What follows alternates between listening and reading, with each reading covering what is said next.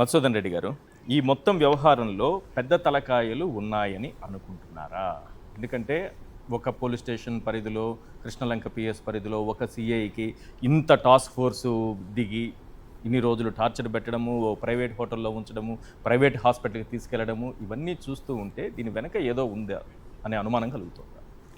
ఈశ్వర్ గారు, ముందుగా మీకు సాక్షి టీవీ వీక్షిస్తున్న ప్రజలకి, వైఎస్ఆర్ కాంగ్రెస్ పార్టీ కార్యకర్తలకి, అదేవిధంగా ప్యానెల్లో ఉన్నటువంటి పెద్దలు మల్లా కృష్ణ గారికి, అమ్మ కన్న రజనీ గారికి శుభ సాయంత్రం. సార్, ఇప్పుడు కృష్ణలంక, సాయి కృష్ణ ఈ పదాలు వింటే ఇప్పుడు ఆంధ్ర రాష్ట్రం అంతా భయపడే పరిస్థితికి వచ్చింది సార్. ఎందుకంటే భారత రాజ్యాంగం వచ్చిన తర్వాత, ఏర్పడిన తర్వాత ఏ రాష్ట్రంలో కూడా ఎన్నో పోలీస్ స్టేషన్స్ ఉన్నాయి, ఎన్నో మర్డర్స్ జరిగాయి, లాకప్ డెత్లు జరిగాయి. ఏ లాకప్ డెత్లో జరగనటువంటి ఒక విడ్డూరమైనటువంటి పరిస్థితి ఈరోజు చంద్రబాబు నాయుడు గారి నాయకత్వంలో ఉండేటువంటి ఈ కుటుంబ ప్రభుత్వంలో కృష్ణలంకలో జరిగిందంటే రాష్ట్రంలో ఉండేటువంటి యువత కానీ, రాష్ట్రంలో ఉండేటువంటి ప్రజలు కానీ భయపడేటువంటి పరిస్థితి వచ్చేసింది సార్. ఇప్పుడు మీరు ఈ వ్యవస్థలు ఏవి కూడా మాట్లాడలేదు. మీరు బాగా గమనించారంటే, ఎప్పుడైతే జగన్మోహన్ రెడ్డి గారు అక్కడికి వెళ్ళి ఈ పోలీసు వ్యవస్థను కానీ, ఈ రాజకీయ వ్యవస్థను కానీ, తెలుగుదేశం పార్టీ నాయకుల్ని, మంత్రుల్ని, ముఖ్యమంత్రిని తలుపు తట్టి తట్టి తట్టి తట్టి లేపిన తర్వాతనే ఈ చలనం వచ్చింది. జగన్మోహన్ రెడ్డి గారు ఈ వ్యవస్థలోకి రాకుంటుంటే నిమ్మక నీరెట్టినట్లుగా దీన్ని అదే కొనసాగించేసుకుంటారు. ఇదేటువంటి పరిస్థితులు సార్. వీళ్ళు తెలుగుదేశం కార్యకర్తలు, నాయకులు, మంత్రులు, ముఖ్యమంత్రి పవన్ కళ్యాణ్ జ్ఞానం ఉందా, నీతితో మాట్లాడుతున్నారా, ఏం మాట్లాడుతున్నారు సార్ వాళ్ళు? ఇప్పుడు జగన్మోహన్ రెడ్డి గారు పోయి ఆడ పరామర్శించింది ఒక మర్డర్ చేసేవాడు, ఒక క్రిమినల్ అనేటువంటి ఒక వ్యక్తికి అని చెప్పని ప్రచారం చేస్తున్నారు. మీరు ఆ కోణంలో చూస్తున్నారు సార్. జగన్మోహన్ రెడ్డి కోణాన్ని ఒకసారి చూడండి సార్. జగన్మోహన్ రెడ్డి చూసిన కోణం ఏంటంటే వ్యవస్థలు నాశనం అయిపోతున్నాయి. ఆడ వ్యవస్థలకు సపోర్ట్ చేస్తున్నాడు. పోలీసు వ్యవస్థ ఎంత నిర్వీర్యం అయిపోయిందంటే ఈ ప్రపంచంలో ఎక్కడ లేని విధంగా పోలీసు వ్యవస్థ నిర్వీర్యం అయిపోయింది ఈ యొక్క వంశీకృష్ణ కేసులో. న్యాయ వ్యవస్థ అట్టడుగు స్థానానికి వెళ్ళిపోయింది. రాజకీయ వ్యవస్థ అట్టడుగు స్థానానికి వెళ్ళిపోయింది. ఎంత నికృష్టంగా దిగజారిపోయాయి. ఈ వ్యవస్థను సపోర్ట్ చేయడానికి జగన్మోహన్ రెడ్డి గారికి పోయారు సార్. జగన్మోహన్ రెడ్డి గారి యాంగిల్ చూడండి మీరు. అవును, పవన్ కళ్యాణ్ గారు క్రిమినల్ ని నేను ఎందుకు పరామర్శించాలి? అదే సార్, జగన్మోహన్ రెడ్డి గారికి పవన్ కళ్యాణ్కి ఉన్నటువంటి తేడా అది. జగన్మోహన్ రెడ్డి గారికి అక్కడ క్రిమినల్ కనబడుతున్నాడు. పవన్ కళ్యాణ్ గారికి క్రిమినల్ కనబడుతున్నాడు అక్కడ. కానీ జగన్మోహన్ రెడ్డి గారికి అక్కడ వ్యవస్థ కనబడుతున్నాయి. న్యాయ వ్యవస్థ కనబడుతుంది, రాజకీయ వ్యవస్థ కనబడుతుంది, ఈ యొక్క పోలీసు వ్యవస్థ కనబడుతుంది. ఈ మూడు వ్యవస్థలు కూడా నిర్వీర్యమైపోయినటువంటి ఒక బాధతో, భయంతో ప్రజల్ని కాపాడాలనే ఉద్దేశంతో ఆ రోజు జగన్మోహన్ రెడ్డి గారు అడిగి పోయి పరామర్శించడం జరిగింది. ఆ తల్లికి ఓదార్చడం జరిగింది. ఎక్కడైనా మీరు చరిత్రలో భారత రాజ్యాంగం ఏర్పడిన తర్వాత పోలీస్ స్టేషన్లో పట్టుబడినటువంటి ఒక శవాన్ని, చనిపోయినటువంటి శవాన్ని బూడిద కూడా మిగల్చుకుంటూ చేసినటువంటి ప్రక్రియ ఎక్కడైనా మీకు జరిగింది మీ దీంట్లో? అసలు నేను ఒకటి అడుగుతున్నాను సార్. ఈరోజు సిఐ నాగరాజు గారు బాధ్యత వహించి అతన్ని బాధ్యుడిని చేసి సిఐ నాగరాజుని మీరు బ్లేమ్ చేస్తున్నారు అంతా, ఈ పోలీసులు కానీ, ఈ యొక్క పొలిటికల్ లీడర్స్ కానీ. అసలు సిఐ నాగరాజుకి ఆయనకి ఆ యొక్క సంపబడ్డ వ్యక్తికి మధ్య ఉన్నటువంటి సంబంధం ఏంటి? ఏం కోపం వాళ్ళిద్దరి మధ్య ఏమన్నా లావాదేవీలు ఉన్నాయా, లేకుంటే భాగస్వామ్యంలో ఏమన్నటువంటి విభేదాలు ఉన్నాయా? అసలు ఈ యొక్క వ్యక్తిని అరెస్ట్ చేసింది ఎవరు? టాస్క్ ఫోర్స్ అనేటువంటి వాళ్ళు. అసలు వాళ్ళ డ్యూటీ ఏంది? ఏదైతే సిపి ఉన్నాడో ఈ సిపి గారు ఏమి చెప్తారో అది చేసేటువంటి ఒక డిపార్ట్మెంటే ఈ టాస్క్ ఫోర్స్. మరి 8వ తేదీ మీరు తీసుకొచ్చినటువంటి ఈ యొక్క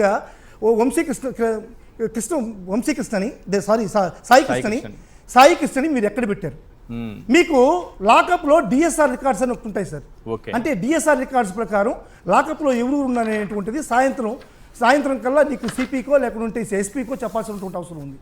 మరి మీరు ఎప్పుడు 8వ తేదీ తీసుకొచ్చిన తర్వాత ఆ వ్యక్తిని మీరు డిఎస్ఆర్ రికార్డ్స్లో మీరు ఇప్పుడు దాకా పొందుపరిచారా లేదా? అంటే డిఎస్ఆర్ రికార్డులో పొందుపరచలేదంటే సిపికి కానీ, ఏసీపీకి కానీ, లేకుంటే డీజీపీకి కానీ, మంత్రికి కానీ, లేకుంటే ముఖ్యమంత్రికి కానీ, లేకుంటే ముఖ్యమంత్రి కొడుకు నారా లోకేష్కి కానీ ఈ విషయం తెలియదా? తెలియకుండా డిఎస్ఆర్ రికార్డు లేదా? ఒకవేళ డిఎస్ఆర్ రికార్డులో పొందుపరుచుకుంటున్నా కానీ ఎస్బీ పోలీసులు పోయి ప్రతి లాకప్లో చెక్ చేసి ఈ వ్యక్తి ఉన్నాడు అని చెప్పని ప్రతి పోలీస్ స్టేషన్లో ఉన్నటువంటి రికార్డ్స్ని చెప్పేటువంటి పరిస్థితి, సిపికి చెప్పేటువంటి పరిస్థితి ఉంది. అంటే ఈ యొక్క వ్యక్తి ఎక్కడికి వెళ్ళాడు? 8వ తేదీ నుంచి మీరంతా ఎక్కడికి వెళ్ళారు? సార్ మీరు ఇప్పుడు పెద్ద డేటా చెప్పారు సార్, పెద్దలు కూడా చాలా డేటా చెప్పారు. 20వ తేదీ తీసుకొచ్చారు, 9వ తేదీ తీసుకొచ్చారు, 11వ తేదీ తీసుకొచ్చారు, 14వ తేదీ తీసుకొచ్చారు, 23వ తేదీ తీసుకొచ్చారు, 24వ తేదీ చేశారు. ఏం చేశారు? మొత్తం చేశారు.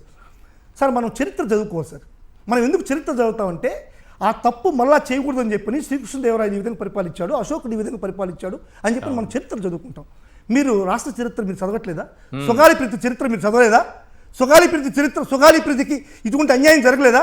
సుగాలి ప్రీతిని అన్యాయంగా, అక్రమంగా, దుర్మార్గంగా నరరూప రాక్షసులు ఆమెను వాడుకొని ఆమెను చంపేసిన పరిస్థితి కనిపించలేదా?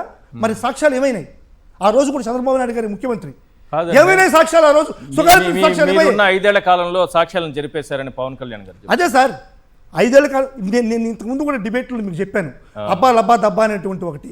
అంటే మన బ్రహ్మానందం గారు లక్ష్మికి ఆపరేషన్ చేపిస్తారు, అప్పుడు ఆమెకి మాటలు రావని చెప్పని ఆపరేషన్ పెళ్లి చేసుకున్న తర్వాత ఆపరేషన్ చేపిస్తే అప్పుడు మాట్లాడుతుంది ఐ లవ్ యూ గోపి అని చెప్పని. ఏం ఐ లవ్ యూ గోపి అంటున్నామంటే, నేను పెళ్లి కాకముందు ఎప్పుడు చిన్నప్పుడు చదువుకునేటప్పుడు 6th క్లాస్ చదివేటప్పుడు గోపి అనేటువంటి ఒక వ్యక్తిని నేను లవ్ చేశాను, అది నీకు ఇప్పుడు చెప్తున్నాను అంటుంది. ఆ విధంగా ఇప్పుడు చూడండి, నేను చెప్పింది ఆ రోజు చెప్పింది ఈ రోజు కరెక్టా కదా?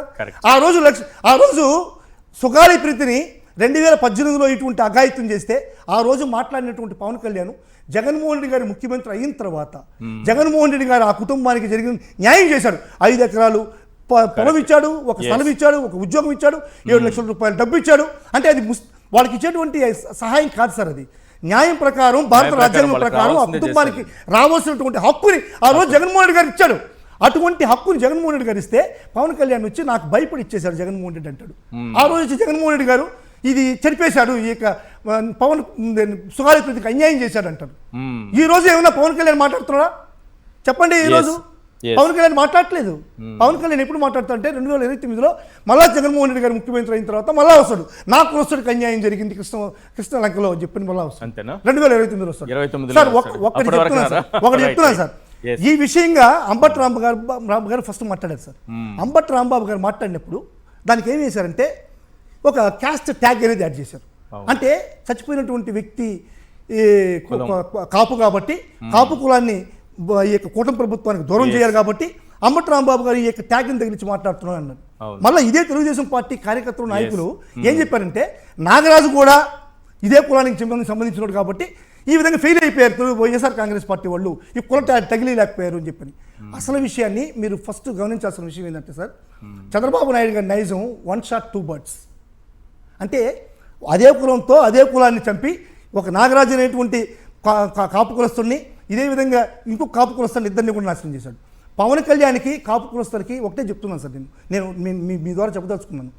చంద్రబాబు నాయుడు గారు మీరు పల్లెటూరులో మీరు చూసారంటే అడవి ప్రాంతాల్లో ఈ యొక్క బర్డ్ క్యాచర్ ఒకటి ఉంటాడు, బర్డ్ క్యాచర్ అని ఒకటి ఉంటాడు. అంటే పూరేండ్లు పట్టేటువంటి ఒక వ్యక్తి ఉంటాడు. ఈ పూరేండ్లు పట్టేటువంటి వ్యక్తి ఏం చేస్తాడంటే మెయిన్గా ఒక పూరేని పట్టుకుంటాడు సార్. ఆ పూరేని పట్టుకుని ఒక బాక్స్లో పెడతాడు, పెద్ద పూరేని. ఆ పూరేనికి సకల పదార్థాలు ఇస్తాడు, సకల పప్పులు ఇస్తాడు. ఎంత మంచి ఫుడ్ పెడతాడంటే అంత మంచి ఫుడ్ పెడతాడు. ఆ పూరేని ఎత్తుకుపోయి అడవిలో పెట్టి ఒక వలేస్తాడు. వలేసిన తర్వాత ఆ పూరేని కూస్తుంది, అన్ని పూరేన్లు వస్తాయి.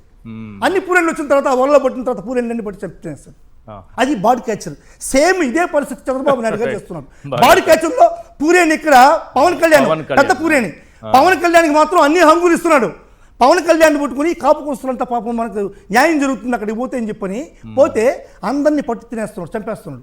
పవన్ కళ్యాణ్ మాత్రం కాపాడి ఆ వ్యవస్థను నాశనం చేసేటువంటి ప్రక్రియ చంద్రబాబు నాయుడు గారు చేస్తున్నారు. పవన్ కులం ఈ యొక్క కాపు కులంలో ఉన్నట్టు అందరూ కూడా. సార్ మీకు ఒక చిన్న విషయం సార్, ఈ రోజు 2 రోజుల ముందర వైఎస్ఆర్ కాంగ్రెస్ పార్టీకి సంబంధించినటువంటి కాపు కులస్తులతో కూడా మీటింగ్ పెట్టారు సార్. మీటింగ్ పెట్టాడు, ఏం చెప్పారు?